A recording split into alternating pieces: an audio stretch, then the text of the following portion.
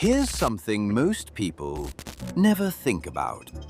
Long before you earned your first dollar, you were already learning what money meant. Not from school, not from books, from the people around you. Stories they believe about money and the decisions they make when nobody is watching. They've always been shaped by fear, greed, hope, patience, ego.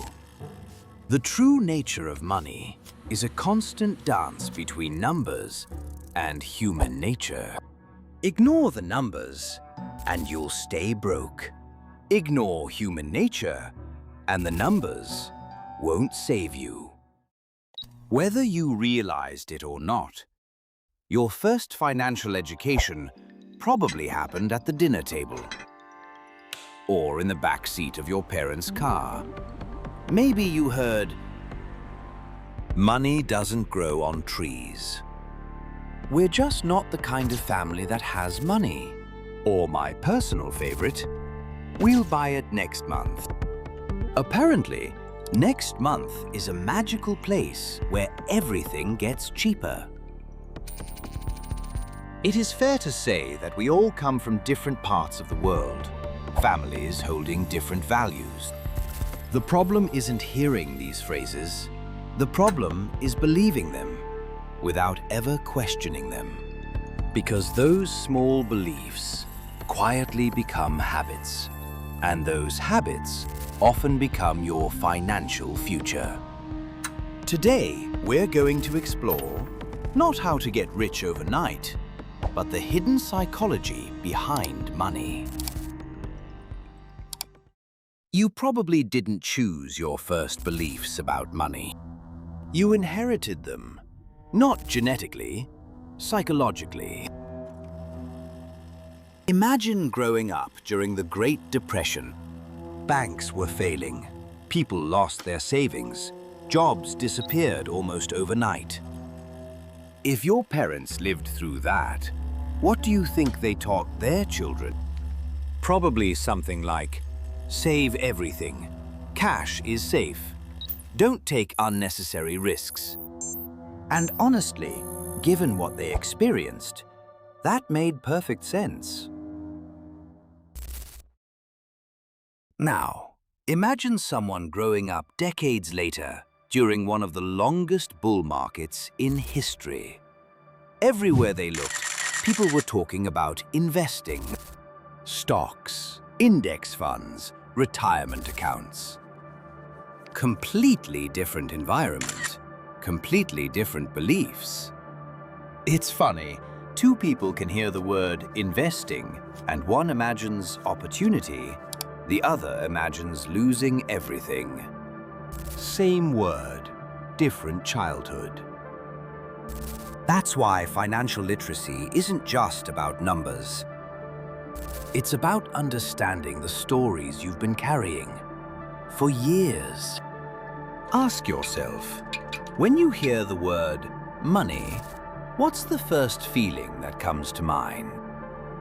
Security? Freedom? Stress? Fear? Because your answer might have less to do with your bank account and more to do with your upbringing. Beliefs don't feel like opinions. They feel like facts. If you grew up hearing, investing is gambling, you probably won't avoid investing because you've studied the stock market. You'll avoid it because it feels wrong. And feelings are incredibly persuasive. This is why money psychology matters. Because changing your financial future often starts with changing a sentence you didn't even know was living in your head. Start small. Invest in your knowledge. Read one book.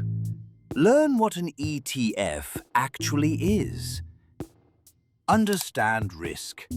Learn why diversification matters. Knowledge may not double overnight, But unlike hype, it compounds for the rest of your life. The internet loves to say, "This stock will make you rich." Funny, I've never seen a stock log into someone's brokerage account and press the buy button by itself. The investment wasn't the secret, the decision was. The best investors don't chase every opportunity. They spend more time avoiding bad decisions. Because protecting your money is often more important than multiplying it. When people hear the name Warren Buffett, they believe he became one of the richest people in history because he picked great stocks. That's only part of the story. His greatest advantage wasn't intelligence. It was patience and time. There's a concept called compound interest, or as Einstein said, eighth wonder of the world. Imagine you invest $100 every month. A year later, it grows. Now, here's the important part. The next year, you don't just earn returns on your original investment. You earn returns on your returns as well. That's compounding. Like a snowball rolling down a hill. It starts small, almost disappointingly small. But as it keeps rolling, it becomes bigger without changing what it's doing. Just by keeping moving. Time works for you. Warren Buffett once said, "The stock market is a device for transferring money from the impatient to the patient." Most people hear that quote and think it's about investing. It's bigger than that. It's about human nature, the ability to delay gratification, to trust the process, to let time do what panic never can. Some people check their investment app more often than they check on their grandparents. One of those habits builds relationships. The other usually builds anxiety. Patience isn't exciting. It doesn't go viral. Nobody makes headlines for "Investor calmly did nothing for 20 years." But that's often how wealth is built. Not through constant action, through consistent action. There's a difference. Compounding doesn't just grow money, it rewards patience. People often quit investing because after 1 year, their money hasn't doubled. That's like planting an apple tree on Monday and getting angry on Friday because there are still no apples. Trees don't work that way, neither does wealth. Here's another financial trap: comparison. Your friend buys a new car. Someone on Instagram is on vacation. A YouTuber claims they made $1 million before breakfast. Suddenly, your own progress feels small. Social media is the only place where a 22-year-old somehow owns 3 companies, a Lamborghini, and still has time to sell you a course. Amazing.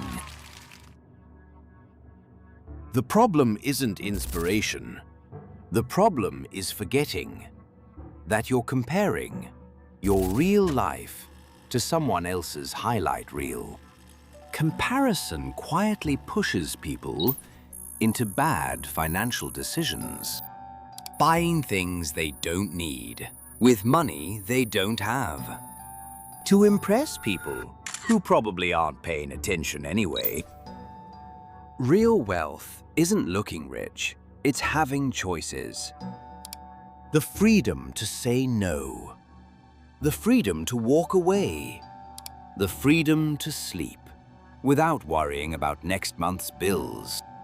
That's what financial freedom actually looks like. Not flashy, peaceful. So why doesn't everyone do it? Save money, invest consistently, avoid unnecessary debt. None of this is a secret.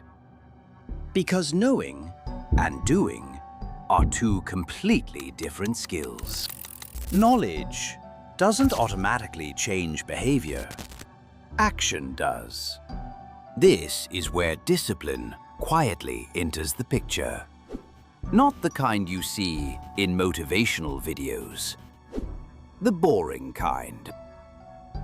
Saving money when nobody is watching.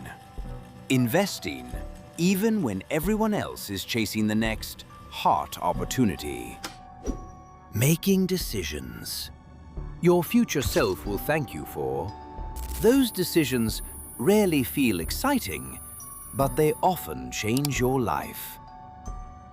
Here's a simple idea that quietly changed the way I think about money. Everything has a price.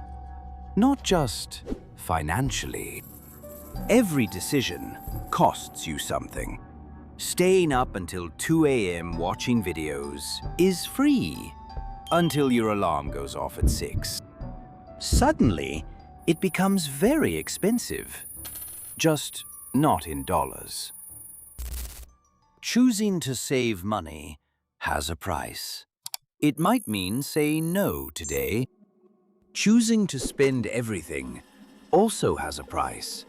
It might mean losing options tomorrow. The truth is, you're always paying. The only question is, which price are you willing to pay? The wealthiest people don't always make the perfect decision, but they usually understand something important. Every yes is also a no to something else. And the best financial decisions often come from thinking about what you're giving up, not just what you're getting. If this video has taught you anything, I hope it's this. Money has never been just about money. It's about behavior. It's about habits. It's about the stories we inherit and the decisions we choose to repeat. Some people spend their entire lives looking for the perfect investment, the perfect business, the perfect opportunity. But often, the highest return you'll ever get comes from investing in the person making the decisions. You. Because the market will rise, the market will fall, the economy will change, technology will change, but one thing will always matter: your ability to make good decisions when emotions tell you otherwise. That's a skill that never goes out of style. And the good news? You don't need to become a millionaire before you start thinking like one. Otherwise, there would be a very long waiting list. Question your beliefs. Keep learning, because the habits you build today are quietly building the life you'll live tomorrow. Thank you for spending these few minutes with me. If you enjoyed this video, if you're interested in money psychology, wealth mindset, and self-improvement, consider subscribing. There are plenty more ideas like this coming. And remember, the true nature of money isn't just numbers on a screen. It's the constant dance between money and human nature.